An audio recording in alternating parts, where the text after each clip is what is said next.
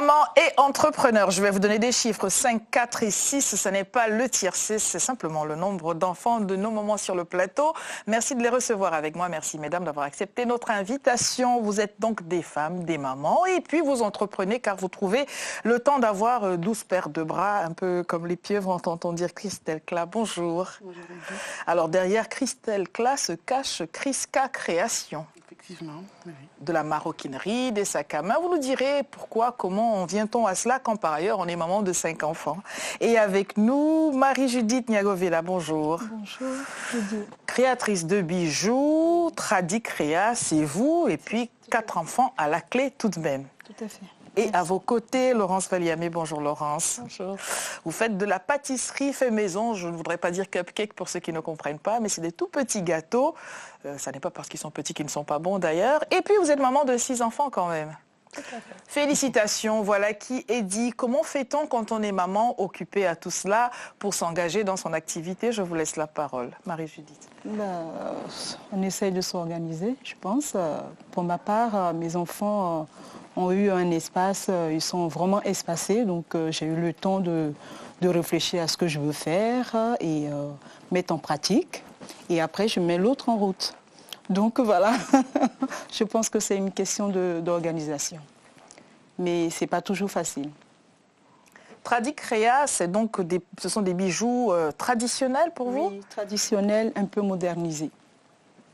Vous avez tout fait en même temps, les bébés, le projet, la réalisation des bijoux? Non, pas comme ça. En fait, j'avais une entreprise ici en France et quand j'ai décidé d'aller vivre en Afrique, je me suis dit, bon, en Afrique, je ne travaille pas, donc je vais vraiment me mettre à faire ma passion. Et ma passion, c'était les bijoux, fabriquer les bijoux et puis porter moi-même. Donc j'en ai fait un, j'ai porté et puis mon entourage était tellement content de voir que je peux faire des bijoux, tout ça, et ils ont aimé. Donc il y a une qui me dit, mais fais pour moi, l'autre fait pour moi, mais pourquoi tu ne vends pas? Et ça m'a donné le courage de vraiment me lancer dans ce que j'ai entrepris, quoi. De fil en aiguille, des bijoux, un bijou, deux bijoux, trois bijoux. Voilà, celui exactement. que vous portez autour du cou, c'est vous qui l'avez fait? Oui, tout à fait. Bon, très bien. Laurence Valiamé, alors c'est cupcake, pâtisserie fait maison, j'aime à préciser. Je disais tout à l'heure, maman de 6 enfants, c'est votre dernier mot ou c'est une affaire à suivre? Affaire à suivre. Affaire à suivre, oui, très bien. Alors, tout en même temps, comment êtes-vous organisé? Et puis, comment avez-vous trouvé le temps, l'envie, la passion de vous intéresser à cela? Eh bien, j'ai profité en fait de mon congé parental assez long, hein, puisque avec 6 enfants, au bout de 7 ans de congé parental, on commence à se demander qu'est-ce qu'on va faire, comment on va reprendre une activité professionnelle, etc. Et puis, avec ma passion donc pour les cupcakes, qui est née justement pendant mon temps de congé parental, comme je disais, eh bien, j'ai commencé à penser en fait à l'entrepreneuriat. Et puis, je travaille essentiellement sur les temps où les enfants dorment. Ils dorment tous en même temps? Ah bah oui. Comment faites-vous? Vous les avez achetés? Il y en a encore des comme ça. Donc pendant la nuit, en fait, tout simplement. Ah oui. Voilà, je profite pour travailler à ce moment-là où tout est calme, parce que c'est quelque chose qui demande beaucoup de minutie, donc la pâtisserie créative, il y a beaucoup de petites choses, etc. Et comme c'est du sucre, donc les enfants sont vite attirés et viennent autour, donc c'est pas évident de travailler en journée. Donc c'est plus comme ça que je m'organise, sachant que en ce moment, donc mon projet est un petit peu en stand-by, j'en dirai plus peut-être tout à l'heure. Alors rassurez-nous, vous travaillez sur le temps où les enfants dorment, mais vous sortez à pas de velours de votre chambre conjugale pour aller faire ces merveilles. Qu'est-ce qui se passe? Parce que le papa ne dort pas, lui, à ce moment-là. Oui, ça dépend. Des fois, il dort ou des fois pas. Bon, en même temps, ça ne se passe pas tous les jours, donc c'est pas spécialement gênant. Et puis, il est engagé avec moi dans le projet, il me soutient, donc il n'y a pas de problème à ce niveau. Vous nous direz tout à l'heure pourquoi vous avez fait le choix de la pâtisserie. Vous auriez peut-être pu vous diriger vers autre passion, on ne sait jamais. Les femmes ont toujours plusieurs cordes à leur arc. Christelle Cla, alors la maroquinerie, déjà. C'est un choix. Pourquoi la maroquinerie? Pourquoi pas autre chose? Comment est-ce que la sélection s'est-elle faite? Parce que je soupçonne que vous avez beaucoup de cordes à votre arc, vous aussi. En fait, j'ai commencé par la couture. En fait, depuis toute jeune, depuis 15 ans, en fait, je couds. Et c'est vrai que après beaucoup d'enfants, après mes 5 enfants et pendant justement, comme Laurent se disait, mon congé parental, je me suis posé la question de me dire, bon, effectivement, qu'est-ce que je fais? Est-ce que je continue à faire des enfants ou je reprends une activité Et quelle a été la réponse d'ailleurs? Les deux. J'ai continué à faire des enfants et en même temps, je me suis posé la question, c'est vrai que je ne suis pas que maman et que je sais faire des choses avec mes mains. Donc, je me suis intéressée à la maroquinerie parce que je trouvais ça très très joli. J'aime beaucoup les sacs, mais je ne trouvais pas forcément ce que moi je voulais sur le marché. Donc je me suis dit, pourquoi pas commencer comme ça. Donc voilà comment je suis arrivée à la maroquinerie. Question pour toutes les trois. Est-ce que quelqu'un dans votre entourage, les copines, des gens qui vous veulent du bien ou un peu moins de bien, vous a-t-on dit non mais là on ne peut pas tout faire en même temps et beaucoup de bébés et une activité créatrice? Est-ce que vous avez entendu cela ou pas du tout? Si, moi je l'ai entendu. La première fois que j'ai fait ma première entreprise, parce que j'en ai eu 2, et je vendais des bijoux. Voilà, des bijoux, mais plutôt du plaqué argent. Et avant de créer, j'étais en train de monter le dossier, tout ça. Mon mari me regarde et puis il reste silencieux et puis me fait, mais attends, tu es sérieuse dans ce que tu fais là? J'ai dit, mais oui, je suis sérieuse, je veux faire mon entreprise, je veux vendre des bijoux au marché, ils vont acheter tout ça. Il me fait, mais les charges. Et tu penses que tu vas avoir le temps? Et tu as l'argent pour commencer à démarrer là? J'ai dit, t'inquiète. Et moi, qu'est-ce que je deviens dans tout cela, dit le Voilà, mari? non mais ça, il ne le sortait pas par contre. Tu auras le temps, tu es sûr? J'ai dit, t'inquiète, ça va aller. Et puis quand j'ai commencé, bizarrement, quand j'avais mis les sous de côté, qu'il en avait besoin un peu de temps en temps, il me faisait, mais écoute, tu as un peu d'argent à me prêter? Alors je lui disais, oui, je te prête, mais quand le remboursement, c'est 100%. Avec ou sans intérêt? Avec intérêt, tout ça l'a fait. Vous êtes dure en affaires, madame. Oui, parce qu'ils ne m'ont pas encouragée. Et après, la deuxième, ça a été beaucoup plus souple. Ils m'ont encouragée. La deuxième entreprise? Oui. Ils m'ont encouragée financièrement. Sachant à qui il avait affaire désormais. Exactement, exactement. Donc, oui. Très bien, mesdames, sur l'organisation, parce que ce n'est pas parce qu'on est maman de plusieurs enfants que ce que l'on fait comme activité n'est qu'un violon d'ingre, c'est un véritable métier. Il faut s'organiser, il faut des finances, on l'a entendu, il faut parfois un prêt bancaire. Comment vous êtes-vous chacune organisée par rapport à ce point-là? Alors moi, à mon niveau, au niveau donc de l'entreprise, c'est vrai que par rapport, je pense que j'ai un petit peu négligé au départ l'aspect justement financier. Donc j'ai un petit peu fait par mes propres moyens. Au fur et à mesure, j'ai acquis du matériel, sachant que effectivement il faut beaucoup de petites choses. Donc j'ai pu acquérir sur le long terme. Mais peut-être que j'ai négligé justement l'aspect de tout ce qu'il fallait acheter. Donc j'ai commencé déjà par faire avec ce que j'avais et je me suis organisée en fait déjà à ce niveau-là. Et je pense que c'est une façon aussi de démarrer et de voir un petit peu, de tâter un petit peu les choses en fait. Voilà. Alors ce sont des bijoux à croquer, c'est comme cela que vous les désignez, on voit ces petites merveilles à l'écran lorsque vous preniez la parole tout à l'heure. Mais est-ce que la question des finances aussi s'est posée en soi ou est-ce qu'on fait comme on peut au rythme que la vie permet ou faut-il résolument se dire j'ai beau être à la maison, travailler de chez moi, c'est un véritable métier, comment s'organise-t-on? Et c'est vrai qu'au niveau des finances, comme disait Laurence, on fait avec ce qu'on a au début. On n'a pas forcément de l'argent de côté parce qu'effectivement, une grande famille demande beaucoup d'argent, vraiment des finances. Il faut dire ce qui est. Voilà. Donc c'est vrai qu'on fait petit à petit, on tâte le terrain. Mais nous, pour ma part, je considère ça comme un vrai métier. C'est vrai que c'est un peu mon jardin secret en fait. Je fais la part entre maman et mon entreprise, entrepreneur. Et c'est vrai que c'est important, mais c'est vraiment que c'est un métier à part entière qui doit à long terme apporter de l'argent, des choses pour la maison aussi. Voilà.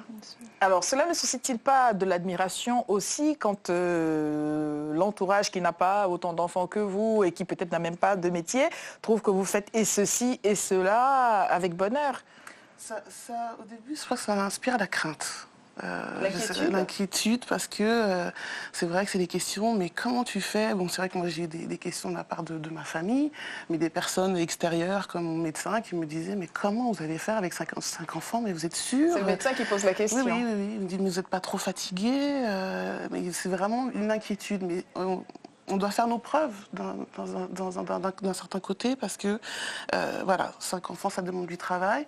Et c'est vrai que les gens ont beaucoup de stéréotypes. Voilà, maman de famille nombreuse, c'est difficile, on reste, on s'occupe 24 heures sur 24, 7 jours sur 7 de nos enfants. Et on n'a pas le temps de faire autre chose. Alors que non, voilà, c'est de l'organisation, on est capable de faire autre chose. Voilà, effectivement, je ne dis pas qu'une maman qui a 5 petits enfants va pouvoir faire la même chose qu'une maman qui a des enfants un petit peu plus grands, mais on fait avec, voilà, on suit l'âge de nos enfants et tant qu'on a du temps à faire, eh bien, on met ce temps-là à profit pour notre entreprise. Est-ce que vous vous rendez compte que vous donnez des complexes à des dames qui sont dans leur canapé en ce moment, qui nous regardent, qui n'ont peut-être pas autant d'enfants que vous, qui n'ont peut-être pas d'activité pour l'instant, qui se disent comment... D'ailleurs, je voudrais qu'on revienne sur un point, ils dorment tous en même temps, mais vraiment, comment on fait? Déjà, faire dormir un enfant quand il faut dormir, c'est très compliqué, mais alors 6 en même temps, c'est quoi la recette? Pour moi, déjà, comme on le disait, c'est une question d'organisation. Il est évident qu'avec 6 enfants, si les choses ne tournent pas au carré, ma vie de femme, je pense qu'elle peut rester en stand-by. Il a fallu dès le départ, en fait, avoir vraiment une rigueur au niveau des enfants qui me permet, en fait, de pouvoir non seulement les intégrer dans les choses, mais aussi ça me permet de leur faire comprendre aussi, voilà, maman a aussi besoin de faire autre chose. Donc, je n'hésite pas à leur expliquer. Par exemple, chez moi, les enfants font toujours la sieste. Mon plus grand a 9 ans et j'explique, quand ils demandent mais pourquoi on fait la sieste, il y en a qui font plus la sieste, j'explique parce que maman a besoin de temps comme vous avez besoin de vous reposer, donc on ne dort pas mais on est au calme et moi c'est des moments qui me permettent de planifier les choses, d'organiser, sachant que j'ai des milliards de listes, des milliards de bloc-notes avec voilà, les choses à faire, les plannings, voilà, 10 plannings pour quelque chose et c'est surtout ça en fait, donc je mets vraiment l'accent sur le fait de s'organiser et aussi d'impliquer les enfants et tout ça, ça part à la base en fait parce qu'avec beaucoup d'enfants ou même avec 1 ou 2 enfants, si on ne s'organise pas comme il faut, c'est vraiment compliqué de développer en fait ses projets personnels. Vous cherchez à avoir des complexes, madame, vous en allez en avoir aujourd'hui. Votre entreprise aujourd'hui, on va voir défiler des photos, des créations de bijoux.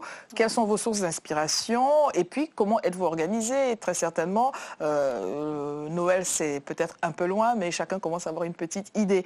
Oui. Comment fait-on pour passer du violon d'Ingres, encore une fois, à une activité professionnelle, tout simplement?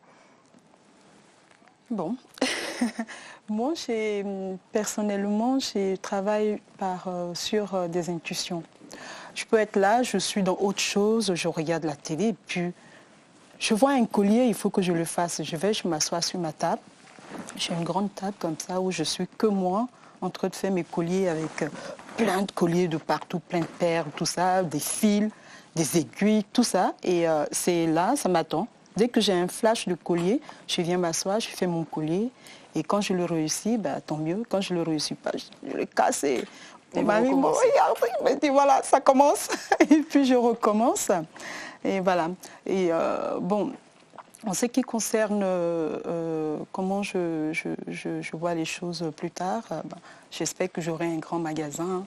J'espère que j'aurai beaucoup de clients et beaucoup d'argent. Le collier que vous portez autour du cou, combien de temps en moyenne vous faut-il pour en réaliser un comme celui-là? 1 heure. 1 heure? Ouais. Ça fait beaucoup de colliers de la journée tout de même. Non, pas plus. J'ai dit 1 heure juste comme ça, mais je pense 35 minutes parce que le fait de... En fait, quand je travaille, je ne suis pas sur place, je n'ai pas de stress en fait. Je peux le laisser, je vais faire autre chose, je reviens parce que j'ai déjà le plan dans ma tête. Donc, je peux mettre 1 heure, comme je peux mettre 30 minutes quand je suis vraiment, je n'ai pas envie de bouger. Je peux faire, dans une journée, je peux faire 10 colliers, plus ou moins. Des fois, je n'ai pas envie de voir des perles, donc voilà. Si vous aviez une baguette magique, mesdames, entre les mains, qu'est-ce que vous feriez de votre vie d'entrepreneur? Ça va durer 30 secondes le temps de la baguette magique, donc il faut répondre avant. Parce qu'après, on revient à la réalité. Qu'est-ce que je ferais de ma vie d'entrepreneur? Une grande réussite, avec plusieurs branches, pas que la maroquinerie. Donc vous seriez non seulement créatrice de maroquinerie, mais aussi... Créatrice de mode. Créatrice de mode, virgule, mais aussi... Graphiste. Graphiste, virgule, mais aussi... Alors, il y a plein de choses. Hein. Vous pouvez tout nous dire. Ah, pour l'instant, je pense que c'est déjà bien. Alors, d'aucuns diraient c'est de l'instabilité. Mais pour vous, est-ce que c'est de l'instabilité ou de la polyvalence? La polyvalence, clairement. Pourtant, vous n'avez que 10 doigts, je recompte. Hein, Oui, 2, 3, oui, 4, comme 10. tout le monde. Je suis faite comme tout le monde. Oui, non, c'est de la polyvalence. Et non, c'est pas de l'instabilité. C'est vraiment... c'est des choses qu'on aime faire, qu'on sait qu'on doit faire et c'est des choses importantes pour nous. Donc c'est vrai qu'on ne part pas dans tous les sens, c'est comme des choses qui sont posées à la base. On ne se réveille pas un matin en se disant bon, aujourd'hui j'ai envie de faire ça. Non, c'est des choses auxquelles on a réfléchi, on s'est posé, on a posé le pour et le contre et puis surtout avec nos conjoints, je pense que c'était important. Voilà, donc c'est vraiment des choix, des choses qu'on peut faire et si on peut le faire, on fonce en fait. C'est pas, on regarde pas forcément aux gens qui vont dire que c'est de l'instabilité, non, pas du tout. Alors j'ai tout de même retenu que vous aviez dit chacune que c'était pendant votre temps de maternité, de congé maternité, que vous avez commencé à penser à ces activités-là. Est-ce que la maternité est un temps où la créativité est en exergue, vraiment? Ou est-ce que c'est, comme dirait d'aucuns, par défaut parfois? Personnellement, je ne pense pas que ce soit par défaut. Je pense que le fait d'être maman révèle des choses en fait jusque-là cachées, des capacités qu'on ne soupçonnait pas chez soi. Et ça peut donner une certaine assurance pour se dire, bon, ben, notamment quand on a plusieurs enfants, on se dit, bon, ben, si je peux manager tout ce monde... C'est une entreprise finalement. Voilà, donc pourquoi pas me lancer dans autre chose. Donc je pense que c'est effectivement un temps où on peut se remettre en question. Et puis également, on peut pas ignorer l'aspect aussi pratique, parce qu'effectivement, quand on est resté longtemps à la maison, ça peut arriver aussi qu'on perde un peu en assurance par rapport aux choses, enfin au monde extérieur. Et à ce moment-là, on se demande, bon, ben, qu'est-ce que je pourrais faire d'autre si je devais travailler moi-même voilà, si je devais travailler seule, qu'est-ce que je pourrais faire? Et à ce moment-là aussi, la question peut se poser de savoir ce qu'on est capable de faire en fait. Alors c'est une question d'organisation. Vous évoquiez tout à l'heure le fait que vous avez dû interrompre cette activité pour un temps. Pourquoi et comment? Alors parce qu'en réalité, je n'ai pas mesuré à long terme l'impact que cela pouvait avoir en fait sur ma vie, non seulement de manière personnelle, mais aussi en termes administratifs, en termes d'investissement. Et finalement, je me suis rendu compte que je faisais quelque chose d'un peu brouillon, pas au niveau de la pâtisserie ni au niveau de la création, mais vraiment au niveau voilà, de l'organisation, de l'entreprise. Et j'ai fait le choix en fait de m'arrêter pour mieux repartir parce que j'ai voulu voir les choses plus en grand. Donc maintenant, mon projet, je le vois plus grand en fait parce qu'il a été mûri sur plusieurs années et que maintenant, je me sens plus capable en fait de partir vraiment vers une société plutôt qu'au départ où j'étais un peu timorée, un peu dans des choses plutôt... informelles. Voilà. Alors quand vous dites arrêter, ça n'est pas un arrêt de contemplation, c'est un arrêt actif parce que vous êtes en formation, c'est ce qu'il faut dire peut-être. Voilà, tout à fait. Donc là, le projet, en fait, il est en marche parce que je suis effectivement dans une démarche de formation pour pouvoir mieux faire les choses et aussi dans la recherche de financement et pour pouvoir de conseils pour pouvoir justement mieux repartir. Donc pas un stand-by vraiment, mais vraiment, comment on va dire, un processus un peu de développement, parce que c'est ça, mon objectif, c'est vraiment le développement. Alors, parlons de développement, d'expansion. Quand on est créatrice de quoi que ce soit, on cible une clientèle. Comment faites-vous pour toucher votre clientèle? De quoi est-elle composée? Comment faites-vous pour vous faire connaître? Pour ma part, j'ai fait quelques expositions ici à Paris et même à Douala. J'ai fait une émission télé aussi où j'ai fait défiler mes mannequins pour me faire connaître et j'ai été surprise parce que pendant l'émission j'ai fait un petit stand et les femmes qui étaient à l'émission, elles ont acheté plein de colliers. Donc, vous êtes repartie sans perles? Non, si, je suis quand même partie avec quelques-uns, mais j'ai été surprise de ce fait quoi, qu'elles ont acheté. C'était pas, en fait, j'avais fait le stand juste pour qu'on voie et du coup j'en ai vendu et j'étais vraiment contente. Donc voilà. Nous recommandons à nos téléspectateurs, puisque ce sont les téléspectateurs qui offrent des bijoux et des maroquineries et des cupcakes aux téléspectatrices, de relever notre adresse Lady vous écoute @telesud.com et après nous saurons vous rediriger vers les sites internet de nos invités. Chris K Création, c'est sur Facebook qu'on peut retrouver ce que vous faites. Oui, Chris K Création. Alors des sacs, mais pourquoi des sacs? Et puis comment faites-vous pour avoir le choix qu'il faut? Vous suivez les tendances de mode ou est-ce que c'est votre clientèle qui suit le rythme que vous donnez? Comment est-ce que c'est articulé? Alors, c'est articulé sur 2 axes. En fait, j'ai des créations que moi-même je propose, suivant mes inspirations. Et mes clientes aussi peuvent venir avec leur tissu. Bon, c'est vrai que pour l'instant, je reste sur du simili-cuir. Par la suite, ça sera en cuir. Mais c'est vrai, par exemple, vous, Lady, vous pouvez venir avec un tissu... Lady va venir. avec un tissu qui vous plaît et me dire, bon, voilà, je voudrais faire une petite pochette de soirée avec ce tissu, est-ce que c'est possible? Et c'est possible, voilà. Le combien ça coûte est une autre question, c'est une affaire entre vous et nos téléspectateurs. Alors, où trouve-t-on vos produits? Sur Internet aussi, Facebook, une page Oui, chez... Tradi Création, Facebook, tout simplement. Tout simplement. Très prochainement, les perspectives pour ces bijoux à croquer. Alors, j'essaierai de ne pas trop en dire, mais les perspectives, c'est plus un point de vente. Déjà pour commencer, pour que nos clients puissent, nos clients puissent venir déguster sur place et autre chose. 3 points de suspension. Autre chose, 3 points de suspension. On garde la suspension si vous promettez de revenir lorsque tout sera mis en place. Vous rendez-vous compte tout de même que finalement, je disais tout à l'heure que ça pourrait donner des complexes, cela pourrait donner des complexes à d'aucunes, mais peut-être être encourageant finalement, parce qu'on pense que le temps de la maternité est un temps improductif, le temps où on arrête tout, le temps où on regrette ce que l'on faisait avant, mais n'est-ce pas finalement le temps de rebondir et puis de passer peut-être à autre chose?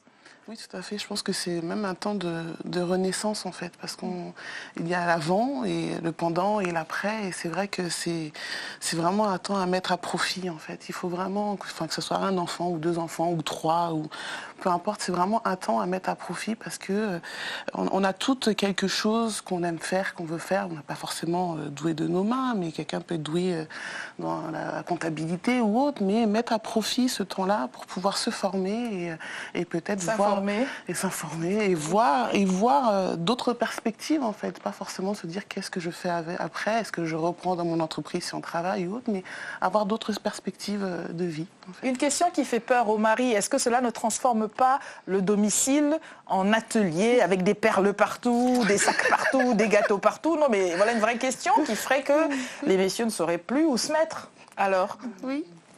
Non, je pense que c'est encore une question d'organisation. On se fait son petit coin où on doit travailler, tout simplement. Son petit grand coin? Oui, son petit grand coin. Partout à la fois dans la maison tout de même. Non, mais c'est vrai. Son petit grand coin, oui. Nous allons donc faire défiler les photos quand même pour qu'on puisse voir vos créations respectives si vous le voulez bien. Et nous terminerons sur cette émission en vous demandant chacune d'adresser un conseil aux femmes qui regardent, aux mamans qui ne savent pas quoi faire de leurs 10 doigts, qui regrettent le bon vieux temps où elles allaient par exemple au bureau à l'extérieur et revenaient travailler. Laurence. Alors moi, je conseille tout simplement déjà de s'écouter soi-même, parce que souvent on a un désir qui est là et on ressent le besoin des fois de faire des choses, et donc il ne faut pas hésiter à mettre les choses en œuvre pour que ces choses-là puissent se matérialiser et avoir confiance en fait en soi en tant que femme. On a toutes des ressources cachées, il ne faut pas hésiter à les exploiter. Les enfants ne sont pas du tout un prétexte, au contraire, ça peut être un tremplin pour pouvoir nous aider justement à nous épanouir en tant que femme, tout simplement. Un message à l'attention de ceux qui nous regardent, Christelle. Pareil, hein, comme Laurence, effectivement, c'est pareil. C'est vraiment avoir confiance en soi, aller foncer.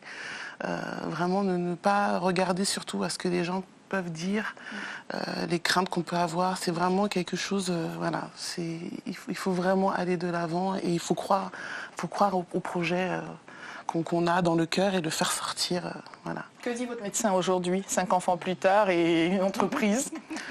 Assez étonnée quand même, parce elle me demande en fait si je suis toujours en activité. Je lui dis oui. Elle me dit bon, d'accord, la suite. Hein.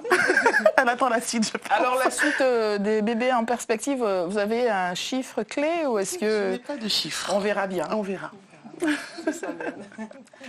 Moi, je donne un petit conseil, tout simplement, que quand on est maman, on est maman, c'est un devoir, je pense même, pour moi, hein, c'est un devoir quand on est femme d'être maman. Donc ce n'est pas une une chose qui peut nous emprisonner dans le fait qu'on est maman, qu'on doit seulement s'occuper des enfants, de la maison et puis point bas. Non. Quand on est maman, on est une personne qui peut réfléchir, qui peut créer, qui peut être chef d'entreprise, qui peut commander des garçons même, je dirais. Donc j'encourage mes sœurs, surtout mes sœurs africaines, parce que c'est celles qui pensent que quand elles ont un enfant, ça y est, c'est fini pour elles. Non, pas du tout. Je pense que nous, les Africains, on en a beaucoup de talent. Et même si on n'a pas été à l'école pendant longtemps, on n'a pas fait des grandes études, on sait faire quelque chose de nos mains, forcément quelque part. Les tresses, par exemple. On sait faire les tresses. Donc franchement, quand vous faites un enfant, 2 enfants et que vous ne pouvez plus aller au travail parce que vous avez perdu votre travail, pensez à faire quelque chose de vos mains. Ça va vous donner beaucoup d'argent, beaucoup d'assurance. Et votre mari va vous respecter surtout. Si vous êtes d'accord, répondez par oui ou par non. Très bien, merci à toutes les 3 d'avoir accepté de participer à notre émission. Je rappelle que sur Facebook, on peut trouver vos créations respectives, Tradi Créa, mais aussi Kriska et bientôt Cupcake, des gâteaux, des bijoux à croquer. Merci pour l'encouragement. On espère que cela suscitera la réflexion. Si vous aviez peur de faire des bébés, si vous avez peur d'entreprendre, sachez que vous pouvez désormais faire les deux. Beaucoup et très bien. Au revoir.